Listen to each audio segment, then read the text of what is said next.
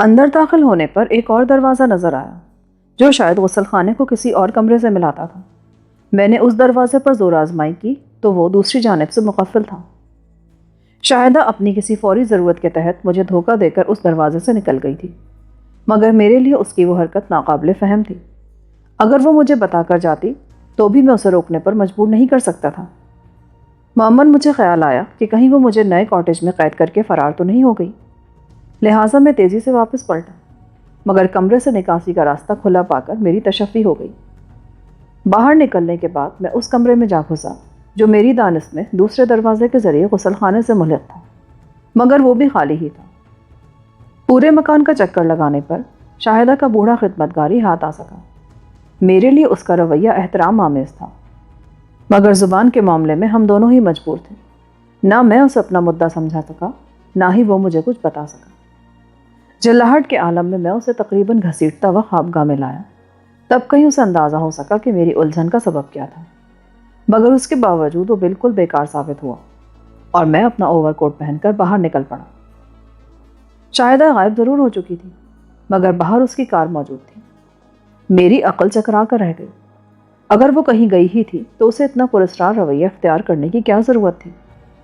پھر مجھے گمان گزرا کہ اس نے مجھے بھگانے کے بجائے خود ہی مجھ سے کنارہ کشی اختیار کر لی تھی۔ اس نظریے کی تائید بہت سہل تھی اور میں نے اس طریقے پر عمل کرنے کا فیصلہ کر لیا۔ اس وقت دوپہر ہو چلی تھی۔ فضا پر کوہر کی چادر بہت ہلکی رہ گئی تھی، مگر مطلع ابر آلود تھا اور سرد ہوائیں ہڈیوں تک میں پیوست ہوئی جا رہی تھیں۔ میرا بدن اوور کوٹ میں محفوظ ہونے کے باوجود سردی سے کانپ رہا تھا، جبکہ شاہدہ نے غسل خانے میں جاتے ہوئے اپنے گرم ملبوسات کمرے میں ہی چھوڑ دیے تھے۔ میرا خیال تھا کہ اس حالت میں چند سو میٹر کا فاصلہ طے کرنے کے بعد ہی اس کی ہڈیاں ٹھٹر کر رہ گئی ہوں گی۔ میں احاطے کے وسط میں پہنچا ہی تھا کہ کسی نے کرخت آواز میں مجھے رکنے کا حکم دیا۔ میں تیزی سے آواز کے سمت میں مڑا تو عمارت کے نکڑ سے ایک قوی الحبسہ آدمی کو اپنی طرف آتے دیکھا۔ اس کے تیور خاصے جارحانہ تھے۔ میرے قریب آ کر اس نے اپنے اوور کوٹ کی جیب سے ہاتھ باہر نکالا تو اس کے ہاتھ میں بڑے دہانے والا ایک محیط پستول موجود تھا، جس کی نال پر سائلنسر لگا تھا۔ اس بار حماقت کی ہے، آئندہ اگر لڑکی کے بغیر عمارت سے قدم بھی باہر نکالا نا تو جسم میں پورے 6 سوراخ کر دوں گا۔ مگر لڑکی ہے کہاں؟ جواب میں اس نے جو کچھ بتایا وہ سمجھ میں نہ آنے والا اور نہایت بیہودہ تھا۔ میں کہتا ہوں جاؤ اندر، یہ تمہاری سسرال نہیں ہے جہاں تمہارا کوئی لحاظ کیا جائے گا۔ اس کے ہتک آمیز رویے پر میرا خون کھول اٹھا، مگر میں نہایت مایوسانہ انداز میں سر جھکا کر عمارت کی طرف مڑ گیا۔ پہلا قدم اٹھاتے ہی وہ بھی میرے پیچھے بڑھا اور میں پھرتی سے پلٹ کر اس پر جھپٹ پڑا۔ میری وہ کارروائی اس کے لیے اس قدر غیر متوقع تھی کہ وہ اپنے جبڑے پر میرے گھونسے کی شدید ضرب کسی آواز کے بغیر سہ گیا اور اپنا پستول میرے ہاتھ میں چھوڑ کر خاموشی سے زمین پر ڈھیر ہو گیا۔ پستول کا سیفٹی کیچ پہلے سے ہی ہٹا ہوا تھا۔ میں نے اپنا داہنا ہاتھ سیدھا کیا اور چند فٹ کے فاصلے سے گولی اس کی پیشانی کے وسط میں اتار دی۔ گولی کھانے کے بعد اس شخص نے جو بھیانک صوتی اثرات دیے، انہوں نے اس کی ابتدائی خاموشی کی بھی بھرپور تلافی کر دی۔ چند ہی سیکنڈ میں اس کا جسم تڑپ تڑپ کر بے جان ہو گیا۔ پستول کی نال پر سائلنسر ہونے کی وجہ سے گونج پیدا نہیں ہو سکی تھی، بس ایک تیز کھٹکا ضرور پیدا ہوا تھا، مگر مجھے امید نہیں تھی کہ وہ آواز کسی نے سنی ہوگی۔ شاہدہ غائب تھی اور میری نگرانی پر مامور شخص خلاف توقع سہولت کے ساتھ جہنم واصل ہو چکا تھا۔ اس طرح قدرت نے مجھے حیرت انگیز طور پر آزادانہ فرار کا ایک نادر موقع فراہم کر دیا تھا۔ میں چاہتا تو کاٹیج میں واپس جا کر شاہدہ کی کار کی چابی حاصل کرنے کی کوشش کر سکتا تھا، مگر میں نے اس کوشش میں وقت ضائع کرنے کے بجائے اس بات کو ترجیح دی کہ جلد از جلد اس عمارت سے اتنی دور نکل جاؤں کہ شاہدہ میرا سایہ بھی نہ ڈھونڈ سکے۔ مگر میری خوشی کے وہ لمحات بہت مختصر ثابت ہوئے۔ میں نے پھاٹک کی طرف دوڑ لگانے سے قبل پوری عمارت پر الوداعی نگاہ ڈالی تو شاہدہ تیز تیز قدموں سے میری طرف چلی آ رہی تھی۔ اسے کیا ہوا؟ اس نے دور سے ہی زمین پر پڑی ہوئی لاش کے بارے میں پوچھا۔ سو رہا ہے، میں نے پستول جلدی سے اپنے اوور کوٹ کی جیب میں ڈالتے ہوئے کہا۔ میں نے فرار کا ارادہ فوری طور پر ملتوی کر دیا تھا۔ قریب آ کر اس نے خون دیکھا تو اس کی آنکھیں پھیل گئیں۔ بارود کی بو آ رہی ہے۔ اسلحہ کہاں سے آیا تمہارے پاس؟ اس نے خود ہی دیا تھا۔ تم باہر کیوں نکلے تھے؟ ایسی کو پابندی تو نہیں لگائی تھی تم نے، اور ایسے بھی میں تمہیں ڈھونڈنے نکلا تھا، مگر یہ بلا وجہ بدزبانی پر اتر آیا۔ اسلحہ میرے حوالے کر دو۔ نہیں، بہت دنوں بعد میں نے کسی ہتھیار کا وزن اپنے لباس سے محسوس کیا ہے۔ میں کہتی ہوں دے دو۔ بے فکر رہو، میں وعدہ کرتا ہوں کہ یہ پستول تم پر نہیں اٹھاؤں گا۔ بہت ضدی ہو۔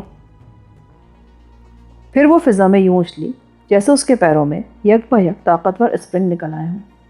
اچھل کر اس نے پوری قوت سے دونوں لاتیں میرے سینے پر رسید کرنی چاہی، مگر میں پلک جھپکتے میں ہوشیار ہو چکا تھا۔ میں نے خود کو بچا کر اس کی ایک ٹانگ پکڑی اور اسے اپنے ہی زور میں دور اچھال دیا۔ وہ بری طرح زمین پر گری۔ چیخ روکنے کی بھرپور کوشش کے باوجود اس کے حلق سے نہایت کربناک غراہٹ ابھری تھی۔ بے خیالی میں ایک بار پنڈلی توڑوا بیٹھا تھا، تمہارے لیے بس وہی اعزاز کافی ہے۔ یہ کرتب نمائشی مقابلوں سرکس میں اچھے لگتے ہیں۔ وہ کپڑے جھاڑتے ہوئے سیدھی ہو گئی اور جھلاہٹ آمیز نگاہوں سے مجھے گھورنے لگی۔ تم غائب کہاں ہو گئی تھی؟ اندر ہی تھی، اور کہاں جاتی؟ مگر میں نے تو مکان کا چپا چپا چھان مارا تھا، تمہارا تو کہیں پتہ نہیں ملا۔ میرے پاس چند بری خبریں ہیں۔ تمہارے خفیہ معاملات سے میرا کوئی سروکار نہیں ہے۔ برسلز کی پولیس اپنے پورے وسائل کے ساتھ میرے اور تمہارے خلاف حرکت میں آ چکی ہے۔ وہ اپنی کار کی طرف بڑھتے ہوئے بولی۔ پولیس نے میری اور تمہاری رشتہ داری کا سراغ کیسے لگا لیا؟ پولیس کو صفدر علی اور شاہدہ خان کی تلاش ہے، وہ ڈرائیونگ سیٹ پر بیٹھتے ہوئے بولی۔ ساتھ ہی اس نے میرے لیے اپنے پہلو والے دروازے کا قفل کھول دیا۔ پولیس کو تمہارے بارے میں پوری تفصیلات کا علم ہو چکا ہے، مگر میری دوہری شخصیت کے راز سے وہ شاید ابھی تک ناواقف ہے۔ یہ قصہ اچانک کیسے شروع ہو گیا؟ مخبری کی گئی ہے، وہ انجن اسٹارٹ کرتے ہوئے بولی۔ پیرس میں اسرائیلی سفارت خانے کا ملٹری سیکرٹری خود یہاں پہنچا ہے۔ اب مجھے اندازہ ہوا ہے کہ میں نے شروع سے ہی بڑی اہم حقیقت کو فراموش کیا ہوا تھا۔ سارے حقائق سے آگاہ ہوئے بغیر میں کوئی رائے نہیں دے سکوں گا۔ پیرس میں ساوک کے چیف ایجنٹ علی نقی کے اسرائیلیوں سے بہت قریبی مراسم ہیں۔ اسے شروع سے علم تھا کہ میں مادام باوری کے حکم پر صفدر علی کو پکڑنا چاہتی ہوں، اور یہ خبر علی نقی کے ذریعے اسرائیلیوں کو بھی ملی ہوگی۔ اس وقت تک مجھے پتہ نہیں تھا کہ تم اسرائیلیوں کے لیے کس قدر اہمیت رکھتے ہو۔ وہ سڑک پر آنے کے بعد سست روی سے کار چلاتے ہوئے بولی۔ اس اثنا میں تم مجھے جل دے کر برسلز آ گئے۔ اسی روز مجھے اسرائیلیوں کی پیشکش موصول ہوئی۔ وہ صفدر علی کے زندہ یا مردہ تحویل کے عوض مادام باوری کو منہ مانگا معاوضہ دینے کے لیے تیار تھے۔ اسی دوران تم میکفرسن اور رونالڈ کے قتل کے الزام میں بیلجین پولیس کی حراست میں پہنچ چکے تھے، لہٰذا شین مارکیٹو نے تمہیں اپنی ضمانت پر رہا کرا لیا اور پاگل خانے میں قید کر کے تمہاری تصاویر اور فنگر پرنٹس میرے پاس بھیج دیے۔ میں نے وہ چیزیں اسرائیلی سفارت خانے کے حوالے کر دیں۔ انہوں نے نہ صرف یہ تصدیق کر دی کہ تم صفدر علی ہو، بلکہ انہوں نے یہ یقین بھی کر لیا کہ تم مادام باوری کے قیدی بن چکے ہو۔ پھر میں برسلز پہنچی تو شاید پیرس میں موجود اسرائیلیوں کی ایما پر بروغل بوچ اپنے ساتھیوں سمیت میرے پاس آن پہنچا، کیونکہ تمہارے بارے میں اسرائیلی میرے ذریعے ہی مادام باوری سے بات کر رہے تھے۔ یہ سب تو میں جانتا ہوں، آگے کی بات کرو۔ اسی طرف آ رہی ہوں۔ دوبارہ بات شروع کرنے سے پہلے یہ بتاؤ کہ اب کہاں جا رہی ہو؟ Hotel Maurice. مگر تم تو سمارا سے دور رہنا چاہتی تھی۔ وہ پرانی بات تھی، موجودہ مخدوش حالات میں ہم دونوں وہیں محفوظ رہ سکیں گے، اور ابھی تک مخدوش حالات کی وضاحت باقی ہے۔ یہ سب بروغل بوچ اور اس کے ساتھی کی موت کی وجہ سے ہوا۔ وہ دونوں پیرس میں اسرائیلی سفارت خانے والوں کی ایما پر ہی میرے پیچھے برسلز پہنچے ہوں گے، لہٰذا ان کی موت کے بعد پیرس والوں نے سمجھ لیا ہوگا کہ تم برسلز میں ہی موجود ہو اور اپنے دشمنوں کے خلاف بھرپور کارروائی بھی کر سکتے ہو۔ لیکن ایسی صورت میں انہیں تم سے کیا پرخاش ہو سکتی ہے؟ یہ کیوں بھول رہے ہو کہ شین مارکیٹو بروغل کے ساتھی کی لاش اسرائیلی سفارت خانے کے پاس پھینکنے کے بعد پولیس کی نظروں میں آیا تھا؟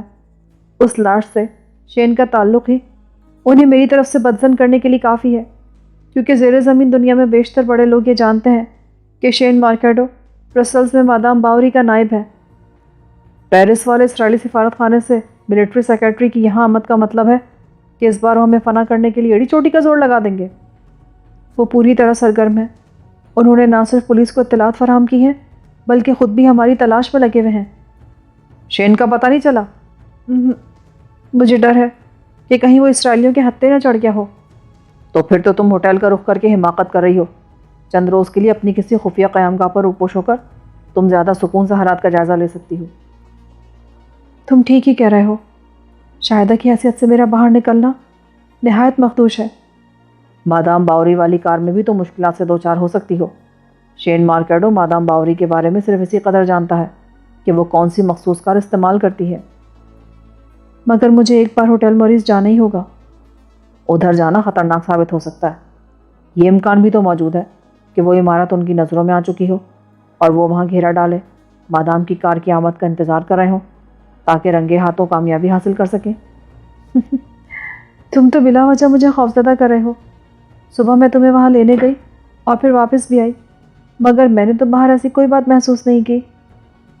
اس وقت تم شاہدہ کے روپ میں تھی، ان کے وہم و گمان میں بھی نہیں ہوگا کہ تم ہی مادام باوری ہو سکتی ہو۔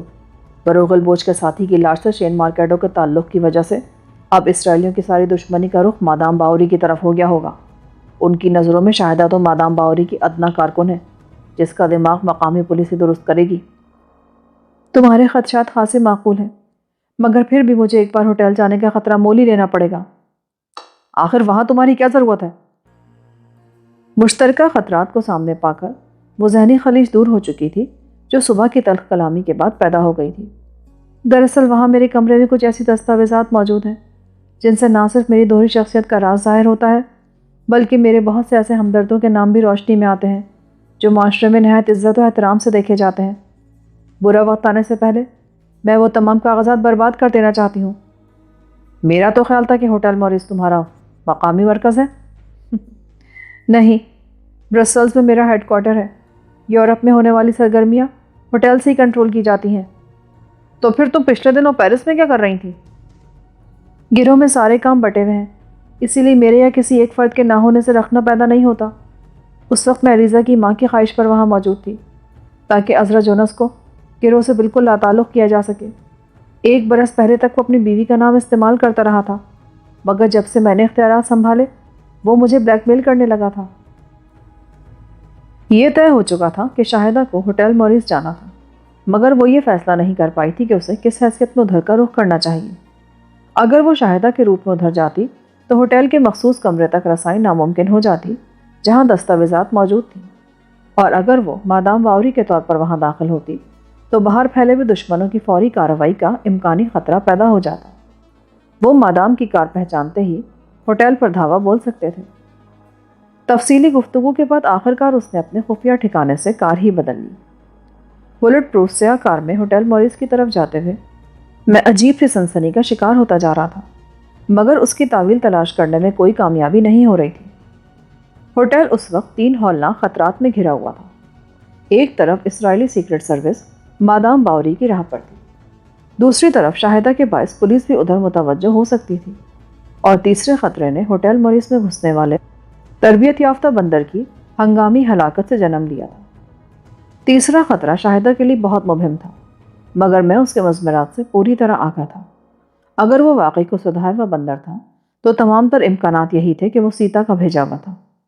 وہ بندر ضرور مارا گیا تھا، مگر اس کے طفیل میرے ہمدردوں کو یہ علم ضرور ہو گیا ہوگا کہ میں اس عمارت میں رکھا گیا تھا۔ مجھے ہوٹل موریس سے نکالنے کے لیے وہ کیا اقدامات کرتے، یہ اندازہ لگانا میرے بس کا روگ نہیں تھا، کیونکہ میں برسلز میں خالد عبدالفتح کی مجبوریوں سے واقف تھا۔ ہوٹل کی عمارت کی اس وقت کیا حیثیت ہے؟ میں نے اپنے خیالات کے تسلسل کو سہارا دینے کے لیے شاہدہ سے پوچھا۔ صبح سے اب تک اس میں کیا فرق پیدا کیا جا سکتا تھا؟ شاید میں اپنا سوال نہیں واضح کر سکا۔ عام شہریوں کے لیے اس عمارت کی نوعیت کیا ہے؟ وہ ایک مشہور تجارتی ادارے کا مقامی دفتر ہے۔ کیا اس میں حقیقت بھی ہے؟ ہاں، ہوٹل موریس سے ہونے والی جائز تجارتی سرگرمیاں اتنی ہیں کہ اس تجارتی ادارے کے نام پر پوری عمارت کی ملکیت مشکوک نہیں ہوتی۔ پھر تو وہاں ملاقاتیوں کی آمد و رفت بھی رہتی ہوگی؟ لازمی بات ہے۔ پھر تو ملاقاتیوں میں شامل ہو کر کوئی غیر متعلقہ شخص بھی اندر داخل ہو سکتا ہے؟ اس عمارت کا دفتری حصہ محدود ہے، ادھر آنے والا کوئی شخص ممنوع حصے میں داخل نہیں ہو سکتا۔ سفر کا باقی حصہ تشویش آمیز خاموشی کے ساتھ طے ہوا، اور جب دور سے ہوٹل کی عمارت نظر آنے لگی تو بے اختیار میرے دل کی دھڑکنیں تیز ہو گئیں۔ بے یقینی کے ان لمحات میں میرے ذہن میں خیال ابھرا کہ اس وقت شاہدہ میری طرف سے قطعی غافل تھی اور میرے اوور کوٹ کی جیب میں بھرا ہوا پستول موجود تھا۔ میں چاہتا تو اسے آسانی کے ساتھ نشانہ بنا کر اس کے تسلط سے چھٹکارا حاصل کر سکتا تھا، مگر میرے ضمیر نے یہ گوارا نہیں کیا۔ شاہدہ نے اپنی کار جو ہی ہوٹل کی جانب گھمائی، کسی جانب سے یکے بعد دیگرے 4 فائر ہوئے اور گولیاں کار کے مختلف حصوں سے ٹکرا کر اچٹ گئیں۔ فقیر کیڑے! شاہدہ نے یک بیک کار کی رفتار تیز کر دی۔ احاطے میں داخل ہونے کے بعد بھی کئی گولیاں کار کے تعاقب میں آئیں، مگر اس وقت تک ہوٹل کے محافظ حرکت میں آ چکے تھے اور ان کی جوابی فائرنگ کا شور فضا میں تواتر کے ساتھ گونجنے لگا تھا۔ دونوں طرف سے گولیاں چلنے لگیں۔ اسی اثنا میں شاہدہ نے گیراج کا دروازہ کھولا اور اپنی کار اندر لے جانے کے بعد دروازہ بند کر دیا۔ تمہارے اندیشے درست تھے، وہ تعداد میں کئی معلوم ہوتے ہیں، اب ان کی پرواہ نہیں، میرے آدمی ان کو پیس کر رکھ دیں گے۔ اوپر اپنے کمرے میں پہنچ کر شاہدہ نے کھڑکی کھول دی۔ میں بھی باہر کے جائزے کے لیے اس کے قریب پہنچ گیا۔ دوپہر کے کوہر آلود اجالے میں گولیاں روشن لفظوں کی طرح فضا میں تیر رہی تھیں اور دونوں ہی فریق جم کر لڑنے پر آمادہ نظر آ رہے تھے۔ مجھے وہیں کھڑا چھوڑ کر شاہدہ اپنے کام میں مصروف ہو گئی۔ گولیوں کا رخ بتا رہا تھا کہ ہوٹل کے محافظوں نے پھاٹک کے قرب و جوار میں ہی مورچے سنبھال رکھے تھے اور حملہ آوروں کو اندر گھسنے کا موقع نہیں دیا جا رہا تھا۔ اچانک اسپیکر پر ایک ناقابل فہم مردانہ آواز سنائی دی۔ میں چونک کر پلٹا تو ٹیلی ویژن اسکرین پر ایک بوکھلایا ہوا چہرہ نظر آ رہا تھا۔ شاہدہ کاغذات تلف کرتے ہوئے ٹی وی کی طرف گئی اور ایک بٹن آن کر دیا۔ وہ چند لمحوں تک بات کرتی رہی اور چند مکالموں کے تبادلے کے بعد اسکرین تاریک ہو گئی۔ دوسری جانب باہر کا مارکا سرد پڑ چکا تھا۔ باہر سے اکا دکا گولیاں ہی چلائی جا رہی تھیں، جبکہ ہوٹل والے آگ برسائے جا رہے تھے۔ پھر حملہ آوروں کی جانب سے فائرنگ رک گئی، مگر حفاظتی عملہ اندھا دھند گولیاں چلاتا رہا۔ پھر شاید کسی کو اپنی حماقت کا احساس ہوا اور بتدریج ادھر بھی سکوت چھا گیا۔ میں مزید کچھ دیر تک کھلی ہوئی کھڑکی میں سے باہر کا جائزہ لیتا رہا اور جب کچھ نظر نہ آیا تو کھڑکی بند کر کے اندر لوٹ آیا۔ بھاگ گئے؟ شاہدہ نے ہاتھ میں موجود کاغذات کو پرزوں میں تبدیل کرتے ہوئے پوچھا۔ شاید وقفہ ہوا ہے، میں نے اپنے آدمیوں کو پوری طاقت استعمال کرنے کا حکم دیا ہے۔ چند ہی گھنٹوں میں اسرائیلی سفارت خانے پر جوابی کارروائی کی جائے گی۔ تمہیں یقین ہے کہ یہ حرکت اسرائیلیوں کی ہے؟ کمال ہے، ساری پیشن گوئیاں تو تم نے اس اعتماد سے کی تھی جیسے اسرائیلیوں کی منصوبہ بندی میں تمہارا بھی دخل ہو، اور اب خود ہی سوال کر رہے ہو ان کے سوا ادھر کا رخ اور کون کر سکتا ہے؟ اس کا مطلب ہوا کہ شیئر مارکیٹ انہی کی تحویل میں ہے؟ ضروری نہیں، اگر کوئی سرپھرا مادام باوری کے پیچھے لگی جائے تو زیر زمین دنیا میں تھوڑی سی جدوجہد کے بعد معلوم کر سکتا ہے کہ ہوٹل موریس بادام باوری کے استعمال میں رہتا ہے، اور کار کی شناخت اس کا بھی کم و بیش وہی مسئلہ ہے۔ مادام باوری کی کار کو بہت سے لوگ جانتے ہیں، اگر کوئی راز ہے تو وہ صرف مادام باوری کی شخصیت ہے، کوئی نہیں جانتا کہ مادام کون ہے۔ شین کی طرف سے تمہیں کوئی تشویش نہیں ہے؟ میں نے اس سے دھیمے لہجے میں سوال کیا تو وہ ایک الماری میں سے کاغذات نکالتے نکالتے رک کر میری طرف متوجہ ہو گئی۔ میں ایسے کتے کے پلے کو کبھی بے سر و سامانی کا احساس نہیں ہونے دیتی۔ جس نے میرے لیے کام کیا ہو وہ تو پھر شیئر مارکیٹو ہے۔ میرے آدمیوں نے اسے ہر ممکنہ ٹھکانے پر تلاش کیا ہے اور مسلسل ناکامی کے باوجود ابھی تک اس کی بازیابی سے نا امید نہیں ہوئے ہیں۔ پولیس کے بارے میں کیا خیال ہے؟ وہ کہیں نہیں ہے۔ اس معاملے میں صرف اطلاعات پر انحصار نہیں کیا گیا، بلکہ میرے چند آدمی معمولی جرائم کر کے دانستہ گرفتار ہوئے تاکہ اندر جا کر جیل و حوالات میں سراغ لگا سکیں۔ ویسے بھی اگر وہ پولیس کے قبضے میں ہوتا تو پولیس اس کی فراہم کی ہوئی اطلاعات کے سہارے کچھ بڑی کارروائیاں کر چکی ہوتی۔ یہاں کے نظام میں یہ بات ناممکن ہے کہ اسے گرفتار کرنے والے پولیس افسر نے دوسروں کو مطلع کیے بغیر اسے ذاتی یا خفیہ قید میں رکھا ہو۔ یہ کہتے ہوئے وہ دوبارہ اپنے کام میں مصروف ہو گئی۔ یہاں کب تک رکو گی؟ پہلے تو کھانا کھایا جائے گا، مجھے بھوک لگی ہوئی ہے۔ ویسے بھی میں اسرائیلی سفارت خانے پر کیے جانے والے حملے کے نتائج کا بھی انتظار کروں گی۔ تو تم نے کھل کر ان کے سامنے آنے کا فیصلہ کر لیا ہے؟ ابتدا ہر سکالی سے ہوئی تھی، مگر انہوں نے جھلاہٹ میں خود ہی محاذ کھولا ہے۔ اب پتہ نہیں سلسلے کا اختتام کہاں ہو۔ تمہارے کاٹیج پر میرے ہاتھوں جو آدمی مارا گیا وہ وہی تھا نا جسے تم نے اپنے تعاقب پر مامور کیا تھا؟ وہ نہ ہوتا تو اتنی آسانی سے کار بدل کر مادام باوری بننا ممکن نہ ہوتا۔ یہ تو بتاؤ کہ تم نے آنن فانن مزدیو کو قابو میں کیسے کر لیا؟ وہ تو خاصا خوخار شخص سمجھا جاتا تھا۔ زخم کھایا ہوا شخص خطرناک ہوتا ہے۔ شخص نہیں، یہ محاورہ تو شیر کے لیے ہے۔ جو جی چاہے کہہ لو۔ اس وقت میری وہی حالت تھی اور وہ اپنی ذات کے گھمنڈ میں مبتلا تھا۔ اس کا انجام نہایت مناسب ہوا۔ گھمنڈ تو اس وقت تمہیں بھی تھا۔ مجھ میں صرف اسی چیز کی کمی ہے۔ جھوٹ بولتے ہو، تم نے مجھے چیلنج بھی دیا تھا۔ تم سے تو جیت کر بھی ہار ہی ماننی پڑتی ہے۔ تم نے کہا تھا کہ میں نے بے خبری میں تمہاری پنڈلی زخمی کی تھی، مگر اب تمہارا کچھ نہیں بگاڑ سکوں گی۔ وہ حقیقت کا اظہار تھا۔ کیوں نہ اس وقت آزمائش ہو جائے؟ دونوں ہی احمق نظر آئیں گے۔ اسی وقت ایک دیوار گیر بورڈ پر شیشے کے عقب میں بلب روشن ہو گیا اور کمرے میں کسی بزر کی مدھم سی بھنبھناہٹ گونجنے لگی۔ روشن شیشے پر تین کا ہندسہ نمایاں نظر آ رہا تھا۔ یہ کیا ہے؟ مگر شاہدہ جواب دینے کے بجائے دوڑ کر ٹی وی کی طرف پہنچ گئی۔ میں بھی پھرتی سے اس کے قریب جا پہنچا۔ وہ ٹی وی آن کر کے چینل بدل رہی تھی۔ وہ الارم ہے، 3 نمبر راہداری میں کوئی داخل ہوا ہے۔ کوئی داخل ہوا ہے؟ گھبرانے کی ضرورت نہیں ہے، کوئی کھانا لے کر آ رہا تھا۔ ابھی اسکرین پر تم خود دیکھ لو گے۔ تو کیا اس راہداری میں کیمرہ بھی نصب ہے؟ تینوں راستوں پر کیمرے نصب ہیں۔ چوتھا کیمرہ ریڈیو روم میں ہے اور ہر کیمرہ اس ٹی وی سیٹ کے علیحدہ چینل سے منسلک ہے۔ اس وقت ہمیں تیسری راہداری نظر آ رہی ہے۔ آنے والا جو ہی راہداری کے آغاز پر لگے ہوئے فوٹو سیل کے سامنے سے گزرا، فوٹو سیل سے منسلک الارم سسٹم آن ہو گیا۔ روشن اسکرین پر ویران مگر کشادہ راہداری نظر آ رہی تھی، جس کے اختتام پر بند دروازہ نظر آ رہا تھا۔ یہ تو شاید تمہارے کمرے کا دروازہ ہے۔ اس طرف براہ راست میرے کمرے کا کوئی دروازہ نہیں ہے، یہ کمرے سے ملحقہ سروس روم کا دروازہ ہے۔ تیسری راہداری میں کیمرہ ایسی جگہ نصب تھا کہ خاصا وسیع حصہ اس کے عدسے کی زد میں تھا، مگر مجھے خرابی یہ محسوس ہو رہی تھی کہ اس کیمرے کے ذریعے کمرے کی طرف آنے والے کی پشتی نظر آ سکتی تھی اور اس طرح دھوکے کا شدید احتمال تھا، مگر مجھے فوراً ہی اپنی سلجھن کا جواب مل گیا۔ کیمرے کے سامنے اچانک ایک انسانی سر کا عقبی حصہ نظر آیا، پھر چند ہی لمحوں میں وہ پورا حوالہ واضح ہو گیا۔ بھاری اور ڈھلکے ہوئے جسم والا ایک اوسط قامت شخص ٹرالی دھکیلتا ہوا روم سروس کی طرف آ رہا تھا۔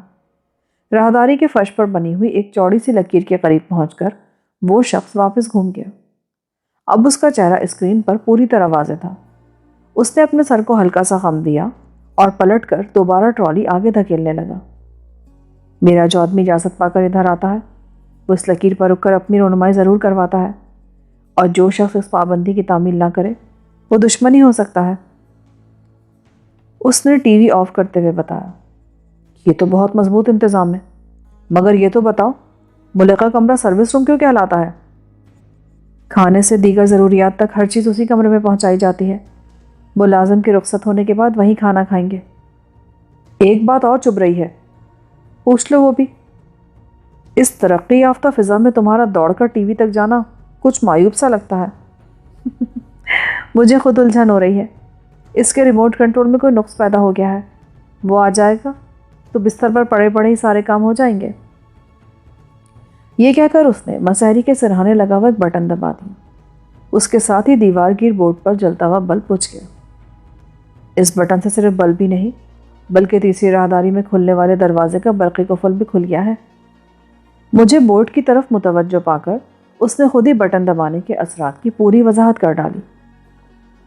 روم سروس میں گھسنے والا ملازم اگر چاہے تو اس کمرے میں داخل ہو کر تمہاری ذات کا بھرم توڑ سکتا ہے۔ ایسی کوشش اسے موت کے منہ میں ہی لے جائے گی۔ ادھر داخلہ تو دور کی بات ہے، اگر وہ سنگن لینے کے لیے بھی مشترکہ دروازے کے قریب آئے گا تو دروازے کے سامنے فرش کا خاصا حصہ آہنی چادر کا بنا ہوا ہے، مگر بعد النظر میں فرش کا ہی حصہ معلوم ہوتا ہے۔ اس کے وزن سے وہ آہنی چادر خفیف سے نیچے جائے گی اور اس میں طاقتور برقیرہ دوڑ جائے گی جو جوتے کی کیل سے بدن میں سرایت کر کے اسے خاکستر کر سکتی ہے۔ اسی کے ساتھ میرے کمرے میں ایک تیز الارم گونج اٹھے گا۔ سارا بجلی کا کھیل ہے۔ حملہ آور اسی وقت کامیاب ہو سکتا ہے جب وہ اندر گھسنے سے قبل برقی نظام تباہ کر دے۔ کامیاب پھر بھی نہیں ہوگا، وہ صرف فرش میں دوڑنے والی بجلی کا توڑ کر سکے گا۔ سارے الارم اور ٹی وی سسٹم بیٹریوں سے کام کرتے ہیں جو خود کار چارجر کے ذریعے ہر وقت بجلی سے چارج ہوتی رہتی ہیں۔ بجلی کی مکمل ناکامی کے باوجود بیٹریاں 40 گھنٹے تک حفاظتی نظام کی جملہ ضروریات پوری کر سکتی ہیں۔ یہ درست ہے کہ اس عمارت میں کسی اجنبی کا تم تک پہنچنا ناممکنات میں سے ہے، لیکن اگر تمہارا کوئی اپنا ہی آدمی باغی ہو جائے تو وہ ہر رکاوٹ عبور کر سکتا ہے۔ تم ٹھیک کہہ رہے ہو، مگر یہ ایک موہوم سا مفروضہ ہے۔ آخر میرا کوئی آدمی کیوں بغاوت کرے گا؟ سر پھرے آدمیوں کے بھڑکنے کی کوئی وجہ نہیں ہوتی۔ میرے آدمی مالی اعتبار سے شاہانہ زندگی گزارتے ہیں۔ مجھے کوئی زک پہنچے گی تو ان سب کا مستقبل تاریک ہو جائے گا، اور وہ تیسرے درجے کے معمولی غنڈے بن کر رہ جائیں گے جنہیں معمولی معاوضوں پر دنیا کا ہر کام کرنا پڑتا ہے۔ اور پھر بغاوت کسی شخصیت کے خلاف ہوتی ہے، کسی نام کے خلاف نہیں۔ میرے آدمیوں کے لیے مادام باوری ایک آسیبی نام ہے۔ تمہیں اپنے درمیان بلکہ اس عمارت میں موجود پا کر ان میں ہیجان پیدا ہو سکتا ہے۔ اس وقت تمہاری آسیبی شخصیت دوراہے پر ہوتی ہے۔ تم مفروضوں پر اتنا الجھ کیوں رہے ہو؟ اس وقت تو تمہیں میرا ساتھ میسر ہے، لیکن مادام باوری کا بھرم قائم رکھتے ہوئے تمہارا تنہا یہاں آنا بہت دل گردے کا کام ہے۔ بے فکر رہو، میری یہ دونوں چیزیں مضبوط ہیں۔ ایک کا تجربہ ہے، دوسری کے بارے میں کچھ نہیں کہہ سکتا۔ بعض اوقات تمہاری گفتگو کا رخ ہی پلے نہیں پڑتا میرے، پتہ نہیں کیا کیا بولے جا رہے ہو۔ دل تو تمہارا واقعی مضبوط ہے، گردوں سے واسطہ نہیں پڑا۔ بڑی سیدھی سی بات کی تھی میں نے، کاش تم بھی اتنے سیدھے ہوتے۔ چلو کھانا لگ چکا ہے، پہلے پیٹ پوجا کر لو۔ میری نظر سروس روم والے دروازے پر پڑی تو اس کی چوکھٹ کے کسی خانے میں سبز بلب جلا ہوا تھا۔ بلب روشن ہونے سے قبل وہ چوکور خانہ چوکھٹ کا ایک حصہ معلوم ہو رہا تھا۔ میں شاہدہ کی رہنمائی میں سروس روم میں داخل ہوا تو اس وسیع کمرے میں مختصر لیکن خوبصورت ڈائننگ ٹیبل بھانت بھانت کے کھانوں سے سجی ہوئی تھی۔ ڈشوں سے اٹھنے والی گرم گرم بھاپ اور خوشبو بھوک کے لیے تازیانے کا کام کر رہی تھی۔ تم نے بتایا تھا کہ ٹیلی ویژن کا ریموٹ کنٹرول خراب ہے، مگر چند روز پہلے جب تم مجھے پہلی بار اپنے کمرے میں لائی تھی اس وقت بھی تم نے ٹی وی کے سوئچ ہاتھ سے ہی دبائے تھے۔ اتفاق سے اس روز ٹیلی ویژن میں خرابی تھی، ریموٹ کنٹرولر سے وہ کام نہیں کر رہا تھا۔ مرمت کون کرتا ہے؟ ایک تجربے کار الیکٹرانک سپروائزر میرا تنخواہ دار ہے۔ تمہیں شاید یہ سن کر حیرت ہوگی کہ ایک ریٹائرڈ فوجی سرجن بھی باقاعدہ میرے عملے میں شامل ہے۔ وہ کہاں سے ہاتھ لگ گیا؟ ایک حادثے میں اس کی داہنی ٹانگ ٹوٹ گئی تھی جو بعد میں کاٹنی پڑ گئی۔ وہ صحت یاب ہو کر اسپتال سے نکلا تو اسے ریٹائرمنٹ دے دی گئی۔ میں نے 1.5 لاکھ فرنک خرچ کر کے اسے مشینی ٹانگ فراہم کی۔ اب تم اسے چلتے دیکھو تو کہہ نہیں سکتے کہ وہ لنگڑا ہے۔ اہم معاملات میں زخمیوں کا علاج وہی کرتا ہے۔ کھانے کے بعد میں شاہدہ کے کمرے میں بستر پر دراز ہو گیا۔ مرغن غذائیں معدے میں پہنچ کر اپنا اثر دکھا رہی تھیں، مگر مجھے یہ فکر بھی لاحق تھی کہ شاہدہ میری غفلت سے فائدہ اٹھا کر مجھے ایک بار پھر نہتہ نہ کر دے۔ اس وقت تک شاہدہ کے مقتول نگران سے چھینا ہوا بے آواز پستول میری ہی تحویل میں تھا اور میں اس سے دستبردار ہونے کے لیے تیار نہیں تھا۔ کچھ دیر بعد ریڈیو روم سے یہ اچھی خبر ملی کہ ہوٹل کے احاطے سے 2 موٹریں باہر روانہ ہوئی تھیں اور ایک اندر آئی تھی، مگر ان تینوں موٹروں کے خلاف کوئی کارروائی نہیں کی گئی۔ شاہدہ نے اس اطلاع سے براہ راست یہی نتیجہ خیز کیا کہ حملہ آور شدید مزاحمت کے باعث اپنے مورچے چھوڑ کر فرار ہو چکے تھے، مگر مجھے اس سے اختلاف تھا۔ میرا خیال تھا کہ وہ لوگ چھوٹی جھڑپوں میں الجھ کر غیر ضروری دشواریوں میں پڑنے کے بجائے مادام باوری کی مخصوص کار کی روانگی کے منتظر تھے اور شاہدہ کو واپسی میں زیادہ خوفناک حملے کا سامنا کرنا پڑتا۔ اسی لیے بہتر یہی تھا کہ کسی اور کار میں خاموشی سے ہوٹل سے وہ روانہ ہو جاتی، مگر وہ اس کے لیے آمادہ نہیں تھی۔ وہ ڈرائیونگ سیٹ پر عورت کو دیکھتے ہی حملہ کریں گے۔ اگر وہ واقعی باہر موجود ہے تو کار بدل کر میں خودکشی کروں گی۔ میری اپنی کار کم از کم اسلحے کو بیکار تو کر دیتی ہے، دوسری کار میں تو ایک گولی ہی میرا کام تمام کر دے گی۔ تم سیٹوں کے درمیان چھپ سکتی ہو، میں ڈرائیونگ کر لوں گا۔ اول تو کار بدلنے کی صورت میں مجھے اپنے کئی آدمیوں کی نگاہ میں آنا پڑے گا، جسے میں نقاب کے باوجود پسند نہیں کرتی۔ پھر چوروں کی طرح دبک کر بھاگنے میں اپنے آدمیوں کے سامنے میری تحقیر ہوگی۔ میں اپنے آدمیوں کی خود اعتمادی اور انا کو ٹھیس نہیں پہنچا سکتی۔ وہ میرے اشاروں پر صرف اسی لیے ناچتے ہیں کہ میری بے خوفی اور حوصلے کی لرزہ خیز کہانیاں ان کے علم میں ہیں۔ بحث کے نتیجہ خیز ہونے سے پیشتر ہی ریڈیو روم سے ٹیلی ویژن پر پیغام آ گیا اور شاہدہ اس طرف متوجہ ہو گئی۔ اس کی تمام تر گفتگو میرے سر پر سے گزرتی رہی۔ مگر ایک دو بار اس کے لہجے میں نمودار ہونے والے حجاب اور گفتگو کی طوالت نے موضوع کی اہمیت واضح کر دی تھی۔ اسرائیلی سفارت خانے کی عمارت ملبے کا ڈھیر بنا دی گئی ہے۔ ٹیلی ویژن آف کرتے ہی شاہدہ فتح کے نشے میں سرشار بولی، یہ تمہارا فیصلہ جنون کا مظہر تھا۔ جنون؟ اگر تم بھرپور انتقام کو جنون کہتے ہو تو مجھے فخر ہے کہ میں اول درجے کی جنونی ہوں۔